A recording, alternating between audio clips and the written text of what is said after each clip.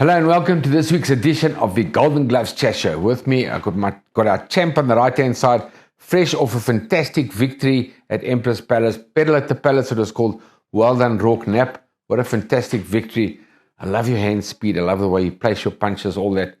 Obviously heard in the commentary, I enjoy that. We're going to talk a lot more about that. I think you are the Canelo Alvarez of South Africa, and you're only 24 years old, so you're still getting there. Obviously, you take a few punches that you shouldn't, but that's all a learning curve. When you deliver, you're absolutely spot on, your speed, everything's great. But we're going to talk more about your fight just now. Let's start with the bull, Pedal at the Palace. You had a guy like Keanu Koopman on the undercard, was absolutely amazing. You and I both watch him in the gym, and we like, what do you think about Keanu Koopman? I think Keanu is a phenomenal young talent.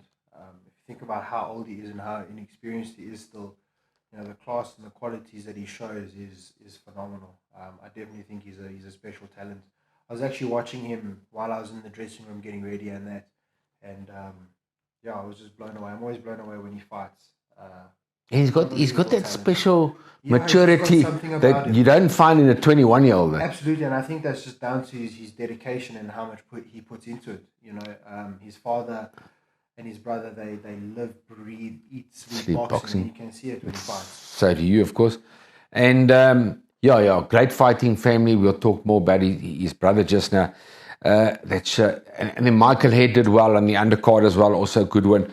But Ricardo Malajika, I want to speak to you about. I think you call him Ricky, Ricardo. Ricardo's like my baby, almost my adopted son. We love him. We've groomed him for 3 years, myself and my wife, Charlene. And they're a fantastic family, aren't they, the Malajikas? There's 6 of them, 6 brothers, and every brother is just so humble and cute and nice, and everybody loves them.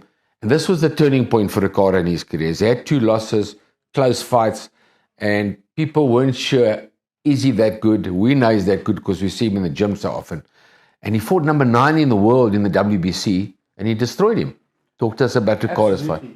There comes a point in time where we have defining fights in our careers, and it doesn't happen once or twice. It happens quite often, and this was that time for Ricky. And phenomenal job. Exceeded all expectations and then some. We've spent some time in camp together. We've trained together, and I talked to him, quite often about how he's feeling, especially about this fight, how he was feeling. He was feeling the pressure as rightfully so normal, and he just went out there and he handled business in emphatic fashion and got the stoppage of number 9 in the world. He showed his quality, he showed his ability, and I feel like the sky's the limit for him. He's just got to keep putting in the work and keep showing up. I don't see why he can't become a world champion. Yeah, thanks, Roarke. And then, of course, everybody looks up to you in the gym. You are like the captain of the gym. You're the leader. You're the guy that's topping the bulls. Like we said earlier on off air, that you used to look up to the guys, and now the guys are looking up to you, which is wonderful, and you're a good role model for them. And then you had Shavante Koopman defending his South African title. He's a slow starter, one of your sparring partners. Good fighter. He just seems to be a bit lackluster for a couple of rounds, but he gets the job going in the later rounds. Listen, Shavante can be a nightmare. He's a nightmare. He's one of those very accurate, very precise, very economical fighters. He did start a bit slow in this fight, but once he got the ball rolling, he was deadly, as you saw. He made short work of his opponent and got the job done. And that's one thing about Shavante, is he's consistent.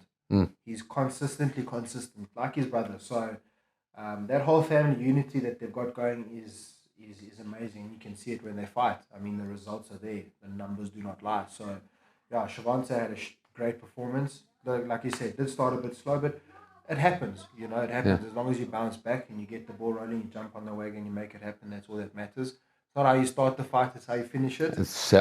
And the result, that WB afterwards, doesn't matter how you got it. That's exactly it. Shavante is one of those silent killers. Very hard, very humble, soft-spoken, but he's deadly. Dangerous. And Dangerous. Saturday night, he proved that again.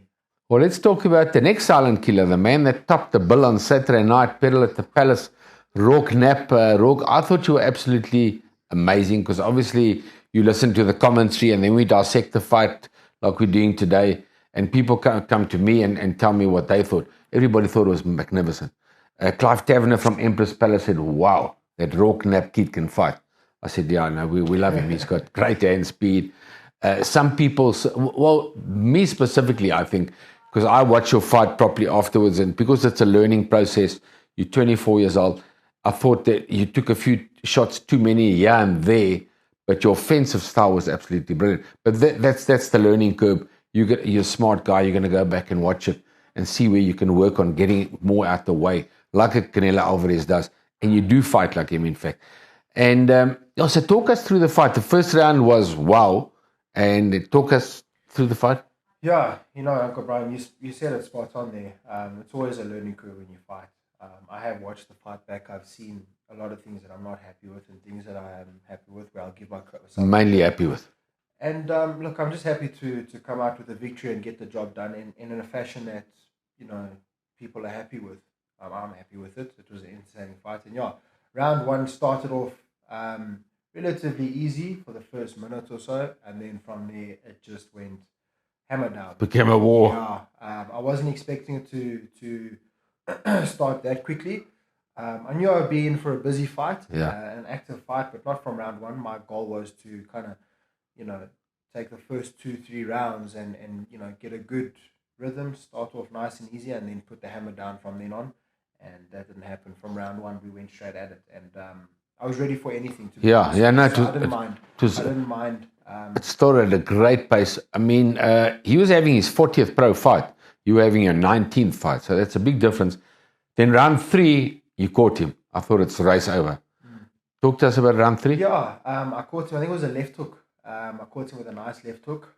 Staggered him, and I thought, geez, third round. I've got to. Can have an early night. Let's go. So I tried to drop the hammer. Push him back. Put the punches and the combinations together, but I just couldn't get that one flush shot that I was looking for to start the beginning of the end. He was very experienced, very slippery and sharp.